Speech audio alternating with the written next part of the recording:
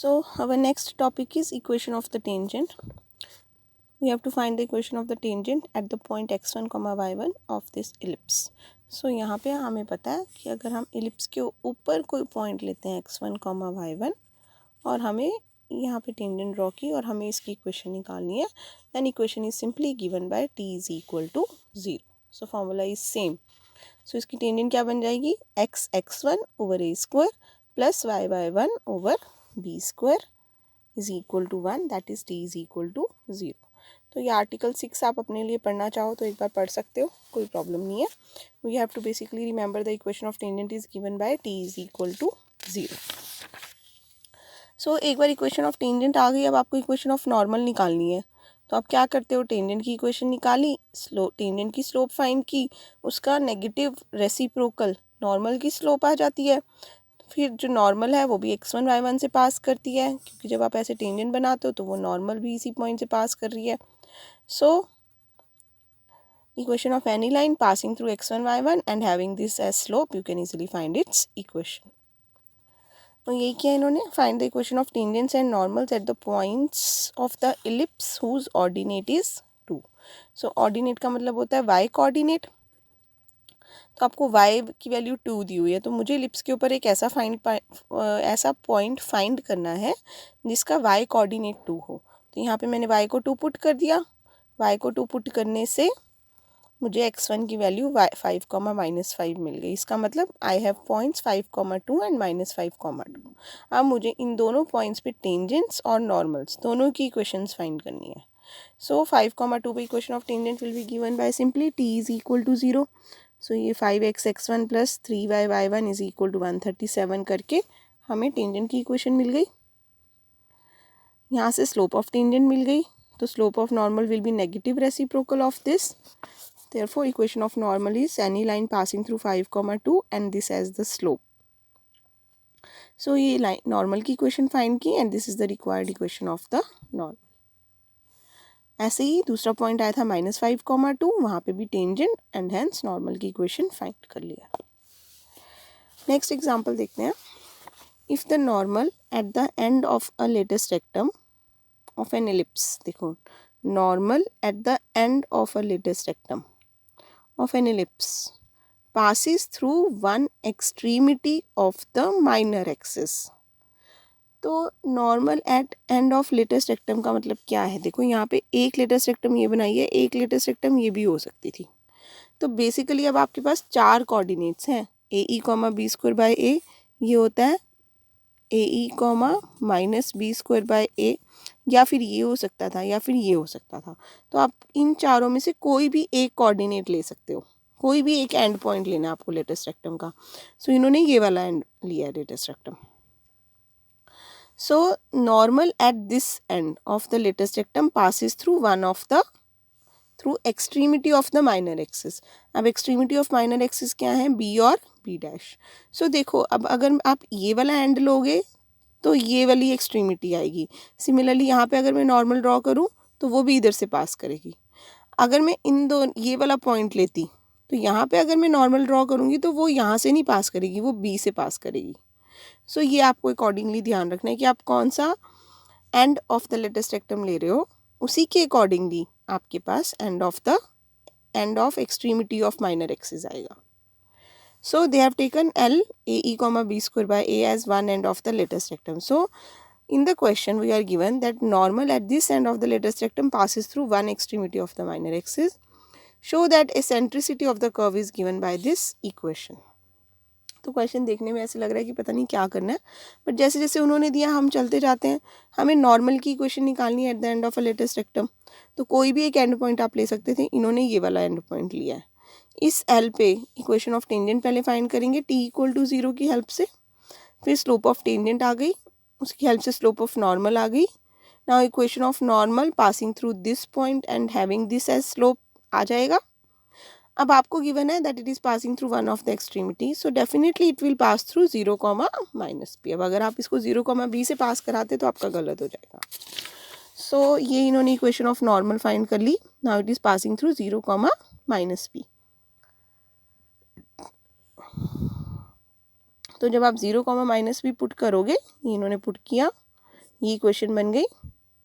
सो ई देखो through out cancel हो रहा है. So we are left with A B is equal to A square minus B square. Then हमें जो answer चाहिए वो पूरा सेंट्रिसिटी में चाहिए. इसका मतलब मुझे ए और बी दोनों एलिमिनेट करने हैं. तो मैं क्या करती हूँ, पहले बी को एलिमिनेट करती हूँ. बी स्क्वायर की वैल्यू पुट कर दी, ए स्क्वायर इंटू 1 माइनस सी स्क्वायर, इधर भी और इधर भी. तो ये देखो ये बन गया ए फोर इंटू 1 माइनस सी स्क्वायर, और यहाँ से भी ए स्क्वायर कॉमन आ रहा है, उसकी स्क्वायर है, तो ए फोर इंटू दिस. सो ये ए फोर से ए फोर कैंसिल हो गया. यहाँ अंदर देखो 1 minus 1 plus C square, square 4. So this is the required equation. तो उन्होंने क्या बोला था, eccentricity of the curve is given by E four plus E square minus 1. That is eccentricity is a root of this equation. तो ये हमारे पास आ गया this, therefore E is root of this equation. Next example, very easy. If a tangent to the ellipse whose center is C, so center is given to be C. If tangent to the ellipse whose center is C meets the major axis in capital T and minor axis in small t. So tangent to this ellipse is meeting the major axis in capital T and minor axis in small t. We have to prove that ct square plus a square over ct square plus b square over c small t square is equal to 1. तो बहुत easy question है, हमने ले लिया. Let P X one Y one be any point on the ellipse, then equation of tangent will be given by T equal to 0. अब ये जो tangent है ये मेजर एक्सिस को मीट कर रही है, इसका मतलब इसमें मैं y को 0 पुट कर दूँ. इसमें y को 0 पुट किया तो x की वैल्यू ये आ गई. दैट मीन्स कैपिटल T के कोऑर्डिनेट्स मिल गए मुझे. और you can say see T will be A square by X one. Similarly इसी इक्वेशन में अगर मैं x को 0 पुट कर दूंगी तो मुझे स्मॉल t मिल जाएगा. That means small c t square मिल गया. तो ये वैल्यूज इसमें आप सब्स्टिट्यूट कर दो, you will get the required answer. Next example. If the normal at any point p of the ellipse, कहीं पे भी हमने नॉर्मल ड्रॉप की, meets its major axis in g. तो ये जो नॉर्मल है ये मेजर एक्सिस को g पे मीट कर रही है. We have to find locus of the mid point of pg. तो इसके मिड पॉइंट का लोकस फाइंड करना है. सो ऐसा क्वेश्चन सेम हमारा पैराबोला में भी आया था. तो करेंगे वही. The equation of normal at P X one comma Y one is, इन्होंने डायरेक्ट लिख लिया. अगर आपको पेपर में आता है तो आप क्या करोगे, that equation of tangent at P निकाल के देन क्या करते हो, slope of the tangent, then slope of the normal passing through X one Y one है. सो आपके पास ये इक्वेशन ऑफ नॉर्मल आ जाएगा. Now it is meeting the major axis in capital G.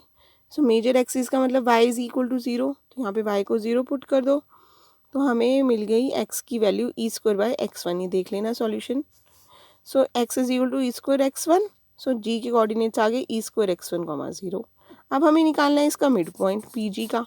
So p है x1 और ये है E square x1. तो मिड पॉइंट कैसे निकलेगा, x1 plus E square x one divided by 2, 0 plus y1 divided by 2. तो क्योंकि इसके कोऑर्डिनेट्स लेने हैं, जिसके हमें कोऑर्डिनेट्स लेने होते हैं उसको हम x और y पुट कर देते हैं. So small x is equal to x1 into 1 plus E square by 2 and small y is equal to y1 by 2. अब ये जो x1 और y1 है ये पैराबोला के ऊपर लाई करते हैं, तो पैराबोला की इक्वेशन को सेटिस्फाई करेंगे. तो इसको सॉल्व करके यहाँ से देखो x1 की वैल्यू आ जाएगी 2x over 1 plus E square, और यहाँ से y1 की वैल्यू आ जाएगी 2y, और ये x1 y1 की वैल्यू क्योंकि ये पॉइंट पैराबोला के ऊपर है उसकी इक्वेशन को सेटिस्फाई करता है, इसमें हम सब्स्टिट्यूट कर देते हैं. So point lies on this, तो इसको सेटिस्फाई करता है. x1 y1 की वैल्यू सब्स्टिट्यूट करने से we are getting the required answer.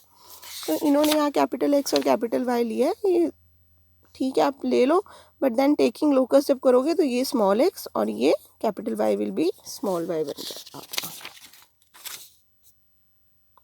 So this is your exercise 6B. Very easy exercise. Simply equation of tangents and normals आपको find करनी है इसमें. And these are the answers of the exercise.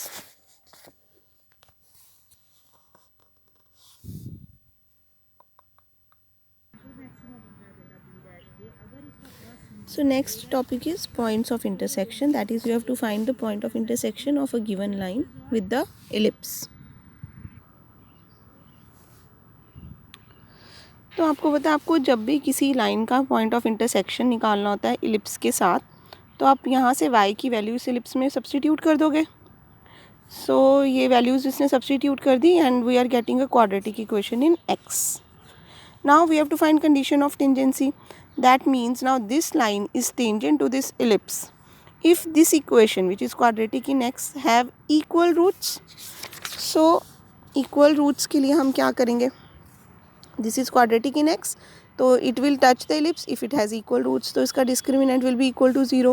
That means b square minus 4ac is equal to 0. तो यहाँ से देखो इनका 4 और a स्क्वायर कॉमन आ गया. 4a स्क्वायर कॉमन आके डिवाइड कर दिया उन्होंने 4a स्क्वायर से, तो ये बचा. इनको मल्टीप्लाई करेंगे हम, मल्टीप्लाई करके कुछ टर्म्स कैंसिल हो रही हैं and we are left with c square is equal to a square m square plus b square. So that means c is equal to plus minus under root a square m square plus b square.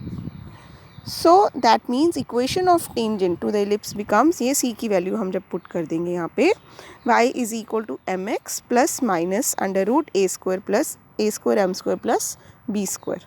So this is any tangent. जब भी अब हमने tangent slope form में लेनी होगी ellipse की, तो हम क्या लेंगे? y is equal to M x plus under root a square m square plus b square. Now this is very very important.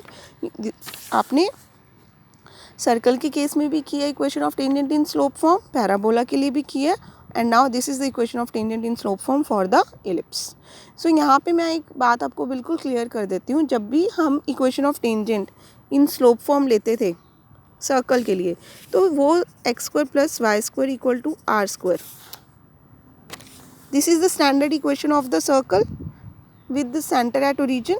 तो हमारे पास ये जो इक्वेशन होती है y is equal to M x plus A by M, equation of tangent in slope form, ये सिर्फ इसी सर्कल के लिए होती है. That is the circles with centre at 0 0 origin.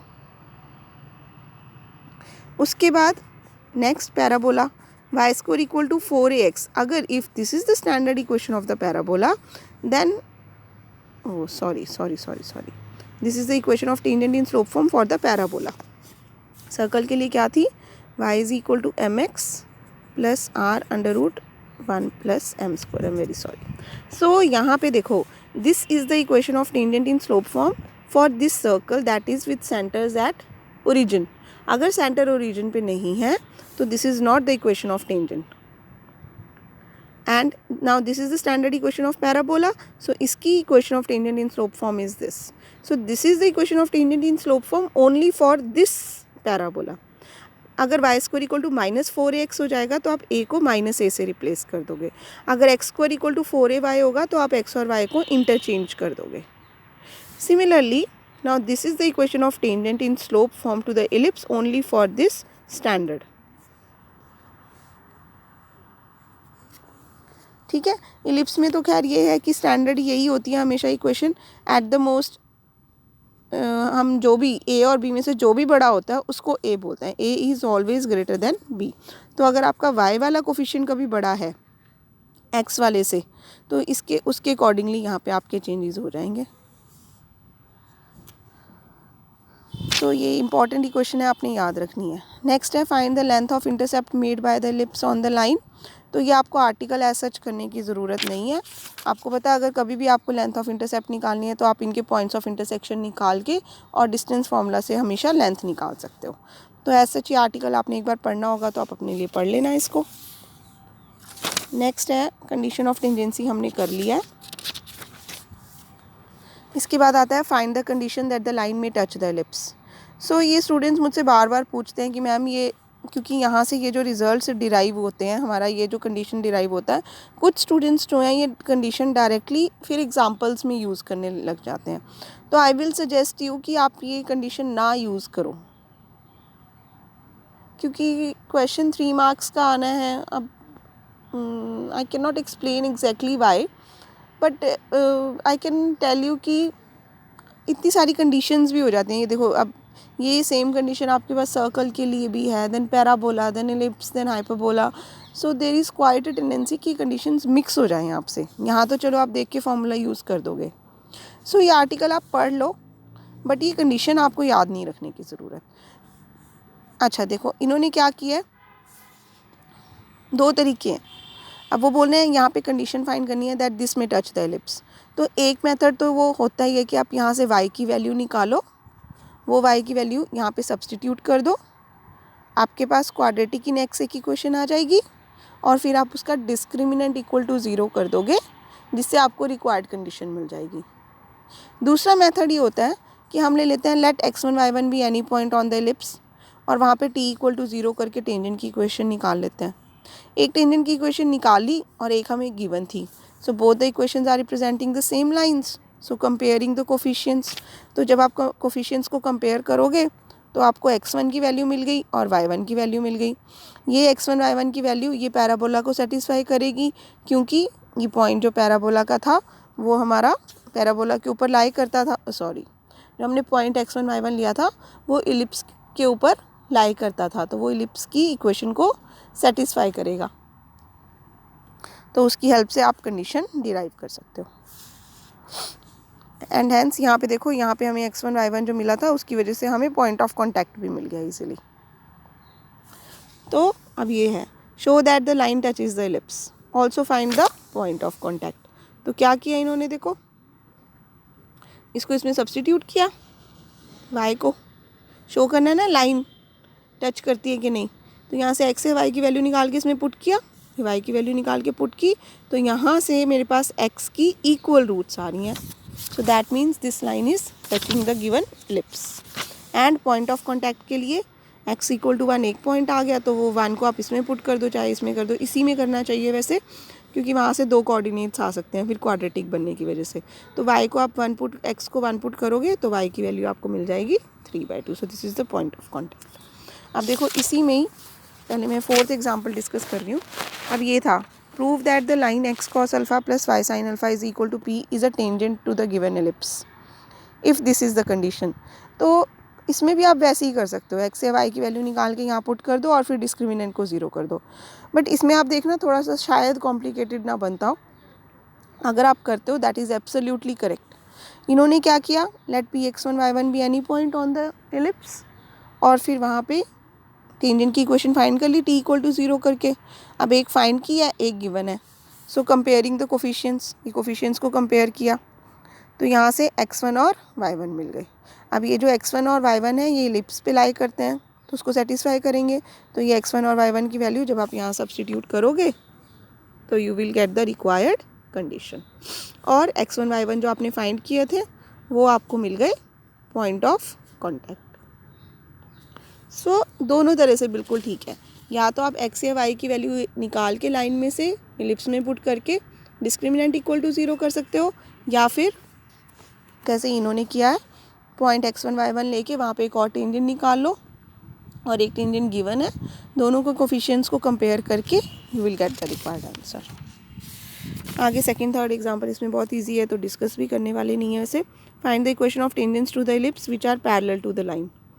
तो पैरेलल टू द लाइन, इस लाइन की स्लोप है 4, तो स्लोप ऑफ द टेंजेंट भी 4 होगी. Equation of tangent in slope form हमने कर लिया है, y is equal to mx plus minus a square m square plus b square.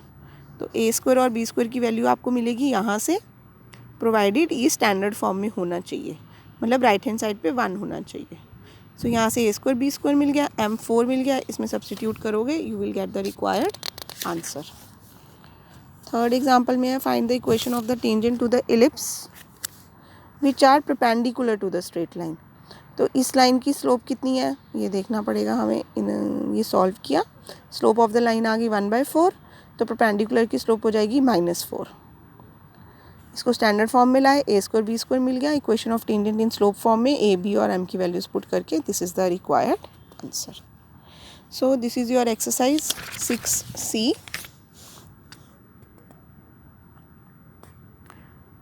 ये मैं यहाँ पे इसलिए शो कर देती हूँ कि अगर आपके पास बुक्स नहीं है या क्वेश्चंस आगे पीछे हैं कुछ एक्स्ट्रा है तो आप यहाँ से एक बार वेरीफाई कर सकते हो. And these are the answers of the exercise 6C. So बाकी next topic will start in the next lecture.